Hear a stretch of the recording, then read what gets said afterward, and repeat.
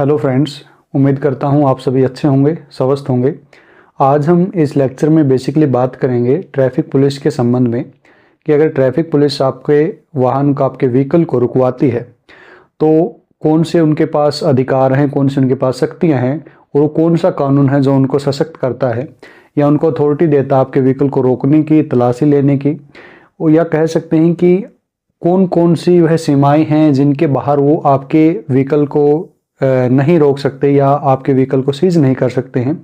दूसरी ओर हम देखेंगे आपके अधिकार क्या हैं, आपके कौन से ऐसे अधिकारों की सीमाएं हैं जब वो जो एक तरीके से निर्बंधन उन पर लग जाता है या रीजनेबल उन पर रिस्ट्रिक्शन लग जाता है, तो वो भी हम देखेंगे। इसके बाद मैं आपको प्रक्रिया बताऊंगा कि जब ये ट्रैफिक पुलिस आपके वाहन को रोकेगी, आपके व्हीकल को रोकेगी, तो कौन सी वह प्रोसेस को अपनाएगी। इसके संबंध में जितने कानून हैं, जितने ऑनरेबल सुप्रीम कोर्ट के, हाई कोर्ट के जजमेंट है, उनको भी मैं साथ में लेकर चलूँगा और 360 डिग्री एक तरीके से आपको पढ़ाने का प्रयास करूँगा, समझाने का प्रयास करूँगा। मेरा पढ़ाने का तरीका एक लयबद्ध में चलेगा। कहने का तात्पर्य यह है कि आपको याद करने की ज़रूरत नहीं है, आपको कुछ भी ये सोचने की ज़रूरत नहीं कि ये धारा और ये प्रोविज़न है, बिल्कुल भी नहीं। आपको मैं इतनी धाराएँ याद करवा दूंगा कि ट्रैफिक पुलिस वाले से जब आपका सामना होगा तो एक तरीके से आप कॉन्फिडेंट होंगे कि हाँ, मैं अगर सही हूँ तो यह मेरा कुछ नहीं बिगाड़ सकता, यह मुझसे रिश्वत नहीं ले सकता, यह मुझे डरा नहीं सकता, ये मैं यहाँ पर गारंटी दे रहा हूँ। मेरा चैनल इसी संबंध में है। तो चलिए ज़्यादा समय नहीं लेते हैं, पहले मैं आपको कुछ करके दिखा देता हूँ। आपके सामने एक इमेज चला के दिखा देता हूँ, आपको एक पढ़ने का एक नया तरीका बता देता हूँ, फिर मैं बाद में कुछ बातें बताऊँगा। ठीक है, तो चलिए हम इस लेक्चर को शुरुआत करते हैं। और ये लेक्चर शुरू होता है मोटर वाहन अधिनियम जो है, उम्मीद करता हूँ आपको दिख रहा होगा, हाँ दिख रहा है। मोटर वाहन एक्ट यानी मोटर व्हीकल जो एक्ट है 1988, और इसके बाद जो केंद्र सरकार की नियमावली है इसके संबंध में 1989। इन दो कानूनों से बेसिकली ट्रैफिक जो पुलिस है उसका संचालन होता है। और इसके साथ ही स्टेट गवर्नमेंट के भी कुछ कानून होते हैं, जो कि जो है ट्रैफिक जो पुलिस है वो एक स्टेट लिस्ट में आती है, स्टेट के अंडर में आती है, तो स्टेट के भी अपने कुछ कानून होते हैं, लेकिन बेसिकली यही कानून है जो मुख्यतः लागू होते हैं। ठीक है, अब हम चलते हैं आगे। मैं इस लेक्चर को 2-3 भागों में डिवाइड करूंगा। पहले हम बात करेंगे आपके बारे में कि आप अगर ड्राइवर हैं, आप अगर चालक हैं, अगर आप सड़क के ऊपर हैं तो आपको कौन कौन सी सावधानियां रखनी है, क्या क्या चीज़ें हैं, क्या क्या डॉक्यूमेंट हैं वो आपके पास होने चाहिए, उस पर बात करते हैं पहले। यानी चालक पर आते हैं, पहले ड्राइवर पर आते हैं। एक ड्राइवर के तौर पर कौन सी चीज़ों का आपको ध्यान रखना है। उसके बाद हम चलेंगे पुलिस के ऊपर कि पुलिस के ऊपर ट्रैफिक पुलिस, उसको कौन कौन सी शक्तियाँ हैं, कौन सी वो इस कानून की धाराएँ हैं, इस एक्ट की धाराएँ हैं जो ट्रैफिक पुलिस को सशक्त करती है, और उसकी कौन सी सीमाएं हैं वो देखेंगे। ठीक है, उसके बाद मैं प्रक्रिया बताऊंगा कि अगर ट्रैफिक पुलिस ये चीज़ जो करेगी इस कानून के अनुसार, वह किस प्रक्रिया के अनुसार करेगी, कौन सा वो प्रोसीजर होगा। अगर वो प्रोसीजर नहीं अपनाती वह एक तरीके से अवैधानिक कार्य हो जाएगा और उसके खिलाफ आप कंप्लेन कर सकते हैं, वीडियो रिकॉर्डिंग कर सकते हैं। तो चलिए शुरू करते हैं आपके अधिकारों से संबंधित आपके पास कौन सी चीज़ें होनी चाहिए। पहले हम चलते हैं धारा 3 पर, जो इस एक्ट की, मोटर वाहन एक्ट की या मोटर व्हीकल एक्ट 1988 की धारा 3 है। वह कहती है कि जो भी सड़क के ऊपर है, कोई साधन लेकर चल रहा है सड़क के ऊपर, उसके पास ड्राइविंग लाइसेंस होना, डीएल होना कंपलसरी, अनिवार्य है। अगर उसके पास लाइसेंस नहीं है तो उसका जो वाहन है वो सीज किया जाएगा ट्रैफिक पुलिस के द्वारा। वर्दीधारी जो ट्रैफिक पुलिस होगी उसके द्वारा उसका वाहन का सीज किया जा सकता है। उसके ऊपर जुर्माना लगाया जा सकता है जो उचित होगा। जनरली इसमें एक्ट में जुर्माना 1500 से 3000 रुपये तक का है और 6 माह तक की सज़ा का प्रोविज़न है। इस एक्ट में बेसिकली जितने अपराध हैं उनके बारे में बता रहा हूँ मैं। इसके साथ में स्टेट गवर्नमेंट के भी कुछ कानून होते हैं, उनके भी कुछ प्रोविज़न होते हैं, तो फिर वो भी साथ में जुड़ जाते हैं। कहने का तात्पर्य यह है कि ड्राइविंग लाइसेंस होना कंपलसरी है। ठीक है, अब कोई दूसरा आपके साधन लेकर गया हुआ है, आपका साधन आपके नाम पर है, कोई दूसरा बच्चा ले गया, तो यहाँ पर जिम्मेदारी आपकी होगी। ड्राइविंग लाइसेंस अगर वो वाहन सीज होता है तो साथ में जुर्माना आपके ऊपर भी लगेगा। ठीक है, उसके पास ड्राइविंग लाइसेंस नहीं था, आपने वाहन क्यों दिया। इसमें आप यह बहाना नहीं बना सकते कि वह धोखे से ले गए या वैसे लेगा, नहीं। इसमें माना गया है कि माना जाएगा कि मालिक की मर्जी से वाहन को लेकर गया हो। अब आते हैं अगली धारा पर। अगली धारा कहती है धारा 39। धारा 39 कहती है आरसी, यानी रजिस्ट्रेशन सर्टिफिकेट। जो वाहन है, जो व्हीकल है, जो रोड पर है, सड़क पर है, उसका रजिस्ट्रेशन सर्टिफिकेट होना कंपलसरी है। अगर ऐसा नहीं है तो फिर वाहन को सीज किया जा सकता है। इसके बाद आती है धारा 3 के बाद अगली जो धारा आती है, धारा आती है 146। धारा 146 के तहत और फिर आती है धारा 190। धारा 146 के तहत जो पीयूसी सर्टिफिकेट है वो होना कंपलसरी है। क्या? पीयूसी कंपलसरी है। पीयूसी यानी पोल्यूशन अंडर कंट्रोल कंपलसरी। अगर वह नहीं होगा तो फिर पुलिस जो काम करेगी वो मैं आगे बताऊंगा पुलिस वाले सेक्शन में। इसके बाद अगला जो डॉक्यूमेंट आता है जो होना कंपलसरी है वह है आपका थर्ड पार्टी बीमा। थर्ड पार्टी बीमा होना कंपलसरी है। अगर थर्ड पार्टी बीमा नहीं होगा तब भी जो वाहन को सीज किया जा सकता। थोड़ी सी यहाँ पर मिस्टेक हो गई है। जो पीयूसी का है सेक्शन वो है, पीयूसी से संबंध में जो सेक्शन है वो 190 है और थर्ड पार्टी बीमे से संबंध में जो सेक्शन है वो 146 है। ये थोड़ा सा कन्फ्यूजन हो गई थी मुझे, क्योंकि जब मुझे ध्यान आया कि धारा 190 मानकों से संबंधित है कि अगर कोई प्रदूषण के मानकों से बाहर को वाहन चलाता है, जैसे वाहन ज़्यादा धुआं दे रहा है, ठीक है, अगर वो एक मानक से ज़्यादा धुआं दे रहा है तो उसको सीज किया जा सकता है। मानकों से संबंधित है।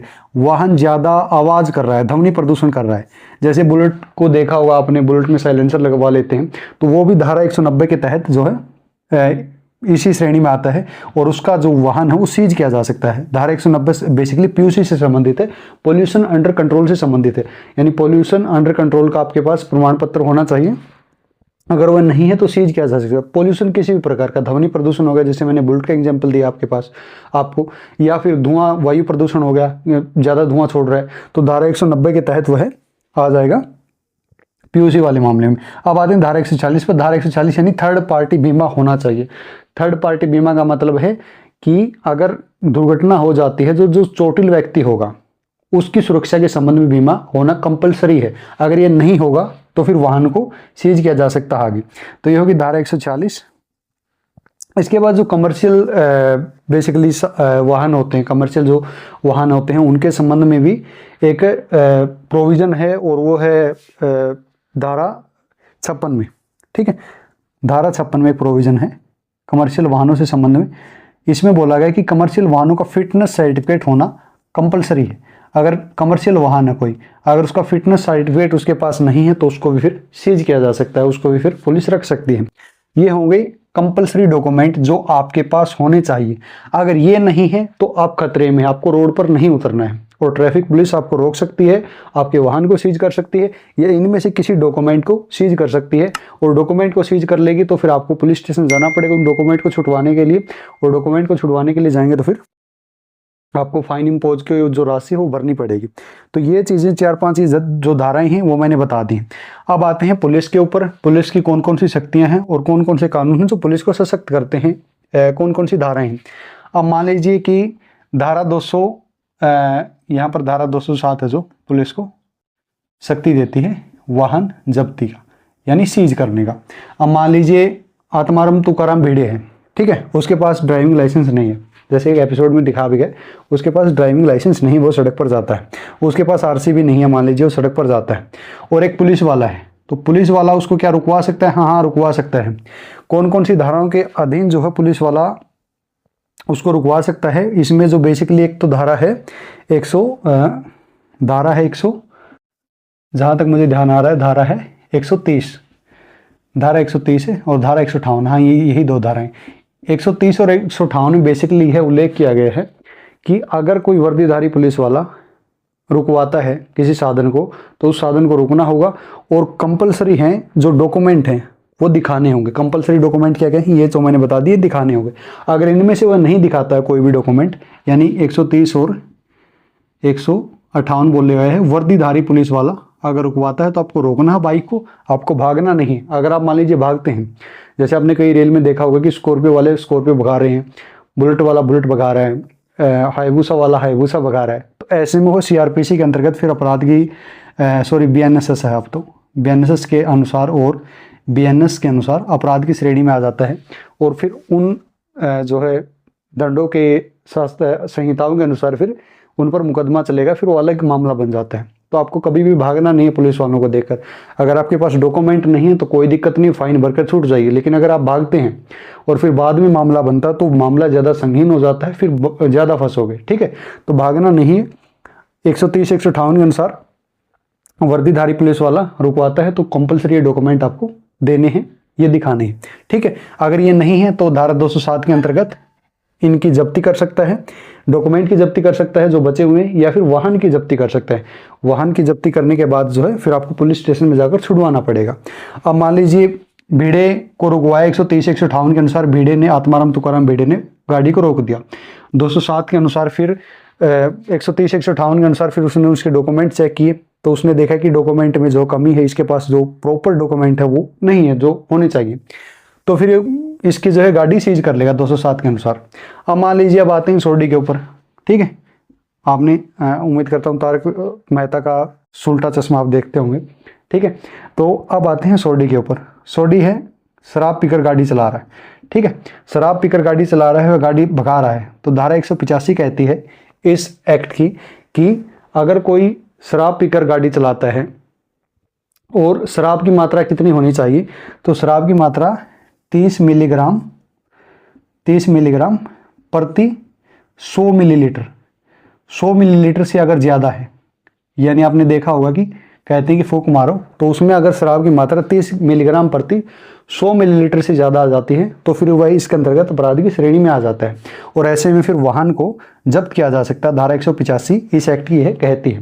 ठीक है, मान लीजिए सोडी गाड़ी चला रहा है, शराब पीकर, वो पार्टी शार्टी करके आए हैं और उन्होंने देखा कि फूंक मारो, और फूंक मारने पर निकला 31 मिलीग्राम प्रति 100 मिलीलीटर, तो अब वहाँ पर जो इंस्पेक्टर चालू पांडे होगा वो धारा 207 के अंतर्गत उनकी गाड़ी को जब्त कर लेगा। फिर अगले दिन वो छुड़वाने जाएंगे। अब मान लीजिए उनकी गाड़ी जब्त कर ली, ठीक है, आपने बताया कि ठीक है गाड़ी जब्त कर ली, तो प्रक्रिया क्या होगी, प्रोसेस क्या होगा, वो रुको मैं थोड़ी देर में बताता हूँ। अब चलते हैं अगले मामले पर कि आपने कभी देखा होगा कि जब गाड़ियाँ निकलती हैं तो उनमें ज़्यादा लोग होते हैं। कुछ गाड़ियों में मतलब उनकी कैपेसिटी होती है 2 लोगों की या 5 लोगों की या 10 लोगों की, और उनमें भर देते हैं 20-20 लोग, 25-25 लोग। या दूसरी ओर देखें तो हम जो माल वाहन होते हैं उनमें भी कैपेसिटी से ज़्यादा सामान भरा जाता है, तो ऐसे में यह अपराध की श्रेणी में आ जाता है। और धारा 113 और 52 कहती है कि ओवरलोडिंग है, यानी जो प्रमाण पत्र उस वाहन का, उस पर जितनी उसकी कैपेसिटी दी गई है उस कैपेसिटी से ज़्यादा सामान है, यात्री हैं। जैसे बाइक पर जनरली 2 लोगों का होता है, अगर बाइक पर 5-6 लोग हैं तो फिर ओवरलोडिंग में आ गया, या फिर अन्य वाहन है, कमर्शियल वाहन है तो ओवरलोडिंग में आ गया, तो धारा 113 152 के तहत वह अपराध की श्रेणी में आ जाता है और पुलिस वाले उसको रुकवा सकते हैं। रुकवा कर फिर वाहन को सीज किया जा सकता है। धारा 113 हो गया, 52 हो गया। अब हम चलते हैं एक और धारा पर, और वह है धारा 122। धारा 122 क्या कहती है कि मान लीजिए वाहन को कोई छोड़ देता है एक असुरक्षित तरीके से, वाहन की पेट्रोल की टंकी खोल दी, ठीक है, और उसके पास जो है जलती हुई चीज़ को छोड़ गया। मैं आपको एक इमेज बनाने के लिए सोच रहा हूँ कि आप एक इमेज बनाएंगे। एक वाहन खड़ा है, किसी ने उसकी टंकी खोल दी और उसके पास एक जलती हुई सिगरेट छोड़ गया, तो यह वाहन को ऐसे सुरक्षित तरीके से छोड़कर गया है और यहाँ पर कोई भी बड़ा हादसा हो सकता है, दूसरे जो आसपास के लोग हैं उनकी जान को खतरा हो सकता है, तो यह धारा 122 के अंतर्गत अपराध की श्रेणी में आता है। कहने का तात्पर्य यह है कोई वाहन को ऐसी स्थिति में छोड़कर जाता है जो दूसरों को खतरा पहुंचा सकती है, दूसरों के लिए सुरक्षित नहीं है, तो ऐसे में धारा 122 के तहत अपराध की श्रेणी में आ गया और वह जो पुलिस वाला है वो बाइक को सीज कर सकता है। तो ये पॉसिबिलिटी थी जो मैंने बताई है। शराब वाली बता दी, कितनी शराब का मानक हो बता दिया, फिर मैंने वाहन को अगर छोड़कर जाओगे तो सुरक्षित तरीके से छोड़कर जाना है, पार्क करना है तो सुरक्षित तरीके से पार्क करना है, तो ये भी अपराध की श्रेणी में आ जाता है। उसके बाद मैंने पुलिस का बता दिया कि वर्दीधारी पुलिस होनी चाहिए। अगर कोई वर्दी नहीं पहनी हुई ट्रैफिक पुलिस पूरी प्रॉपर वर्दी में नहीं, तो फिर आप वो ये मैंडेटरी नहीं है उनके लिए, फिर आपको दिखाना है। आप बोलोगे कि आप वर्दी पहनी है, पहले आप अपना आईडी कार्ड दिखाइए, वो बताऊंगा आगे प्रक्रिया में अब, ठीक है। उसके बाद मैंने धारा 207 में जब्ती के संबंध में बताया, धारा 113 में ओवरलोडिंग के बारे में बताया। अब आते हैं हम इसके आगे वाले मामले में, ठीक है। आगे वाला मामला क्या है, प्रक्रिया के बाद। मान लीजिए ये चीज़ें हो गई, आपके पास इनमें से कोई डॉक्यूमेंट नहीं था, उन्होंने इन चीज़ों का उपयोग किया और आपके वाहन को सीज कर लिया। अब जब उस वाहन को सीज करेंगे तो सीजर मेमो बनाएंगे। क्या बनाएंगे, सीजर मेमो, यानी पंचनामा। कहने का मतलब पंचनामा बनाएंगे कि क्यों वाहन को जब्त किया, उसका उसमें प्रॉपर रीजन दिया होगा। वो सीधे वाहन को जब्त नहीं करेंगे, वो करते हैं तो इसका मतलब है कि वो रिश्वत की तरफ बढ़ रहे हैं, फिर उनका इरादा रिश्वत लेने का है, क्योंकि फिर वो कागजों पर अगर चीज़ को नहीं कर रहे हैं तो यानी वह रिश्वत की ओर बढ़ रहे हैं, वह आपसे फिर पैसा लेंगे और पैसा लेकर फिर आपको छोड़ देंगे। नहीं, अगर आपको या आप पकड़े गए और वो ज़्यादा रिश्वत मांग रहे हैं या रिश्वत मांग रहे हैं तो आपको उसकी तो और नहीं जाना। आप बोलिए कि मेरा सीजर मेमो बनाइए, मैंने गलती की है और मैं इस गलती का जो फाइन भरूंगा, जो फाइन होगा मैं भरूंगा। आपको रिश्वत नहीं देना, आपको डरना नहीं है, ठीक है। रूल ऑफ लॉ है, कोई बड़ी बात नहीं, कुछ नहीं कर सकते, इससे बाहर नहीं जा सकते। वो जो ये मैंने बताया प्रोविजन से बाहर वो नहीं जा सकते हैं। शोषण उसी व्यक्ति का होता है जिसको कानून का ज्ञान नहीं होता है, जिसको लॉ का ज्ञान नहीं होता। और ये चीज़ें मैंने बता दी, इतनी धाराएं बता दी, ये चीज़ें याद हो गई तो आपको डरने की आवश्यकता नहीं, कॉन्फिडेंस अपने आप ही आ जाएगा आप में, ठीक है। तो वो सीजर बनाएंगे, सीजर मेमो बनाएंगे, वो आपको लेना है, ठीक है, कोई दिक्कत नहीं। आप फाइन भरिए और अपना वाहन छुड़वाइए। अब आगे आता है दूसरी बात, प्रक्रिया अपनाते समय उनको अपनी वर्दी पहनना जरूरी है, मैंडेटरी है। साथ में जो नाम पट्टी है उनकी, जो बैज होता है वो भी लगाना मैंडेटरी है। अगर आप उससे पूछें कि आप कौन से थाने से आते हैं, आपका जुरिस्डिक्शन क्या है, आपका नाम क्या है, तो उनको बताना मैंडेटरी है, वो मना नहीं कर सकते हैं, ठीक है। तीसरी बात, अगर मान लीजिए महिला ड्राइवर है तो महिला ड्राइवर की तलाशी मेल नहीं ले सकता, मेल पुलिस वाला नहीं ले सकता, उसके लिए फीमेल कांस्टेबल ही आएगी, ठीक है। उसके लिए महिला कांस्टेबल या महिला पुलिस वाली ही तलाशी ले सकती है। इसके बाद जो अगली बात आती है कि मान लीजिए अब आधुनिक दौर चल रहा है, कागजों का ज़माना नहीं, डिजिटल ज़माना है, वर्चुअल ज़माना है। मान लीजिए आपके पास डॉक्यूमेंट नहीं है, आपके पास डीएल नहीं है, आपके पास ये आरसी नहीं है और आपके पास फ़ोन में ऑनलाइन डिजी लॉकर पर है, तो डिजी लॉकर पर जो डॉक्यूमेंट है आरसी या डीएल, वो मैं आपको बता दूं वह इन्हीं के बराबर है, जो भौतिक डॉक्यूमेंट है उन्हीं के बराबर उसकी जो है वो है, क्या कह सकते हैं उन्हीं के बराबर उसकी सामर्थ्य है। यानी वह मना नहीं कर सकते उन डॉक्यूमेंट को देकर। वो मैं बताऊंगा कौन कौन सी जजमेंट है। एक अजय कुमार वर्सेज महाराष्ट्र का केस था, इसमें ऑनरेबल सुप्रीम कोर्ट ने बोला था कि डिजी लॉकर के जो डॉक्यूमेंट हैं वह बराबर की वो रखते हैं, सामर्थ्य रखते हैं, कह सकते हैं उनका अधिकारक क्षेत्र वही है जो ओरिजिनल डॉक्यूमेंट का है, और उनको लेने से पुलिस वाले जो है, ये ट्रैफिक पुलिस वाले मना नहीं कर सकते हैं। अगर आप वो दिखाते हैं तो फिर आपका काम हो गया, उनको लेने से मना नहीं कर सकते हैं। या आप कह सकते हैं डिजी लॉकर के अलावा एम परिवहन ऐप है, डिजी लॉकर के अलावा एम परिवहन ऐप पर हैं ये चीज़ें आपके पास, तो वो भी बराबर की चीज़ें रखती हैं, वो भी बराबर की सामर्थ्यता रखती हैं और उनको भी फिर मना नहीं किया जा सकता है, ठीक है। अजय वर्सेस महाराष्ट्र की जजमेंट में बोला गया था। साथ में जो मिनिस्ट्री ऑफ ट्रांसपोर्ट है उसकी गाइडलाइन है 2018 में बोला गया था मिनिस्ट्री ऑफ ट्रांसपोर्ट ने कि 2018 में कि अगर कोई ये चीज़ दिखाता है एम परिवहन ऐप से या डिजी लॉकर से कोई डॉक्यूमेंट दिखाता है तो पुलिस वाले उसको लेने के लिए बाध्य है, पुलिस वाले मना नहीं कर सकते हैं, ठीक है। अगर फिर मना करते हैं तो समझ लिए फिर वह आपके शोषण करने की ओर बढ़ रहा है, यानी आपको उसको एक्सप्लॉइट करने का इरादा है उसका। तो आप उसकी फिर वीडियो बनाइए कि देखिए डिजी लॉकर में अजय वर्सेस महाराष्ट्र का केस था, उसमें ऑनरेबल कोर्ट ने बोला हुआ है।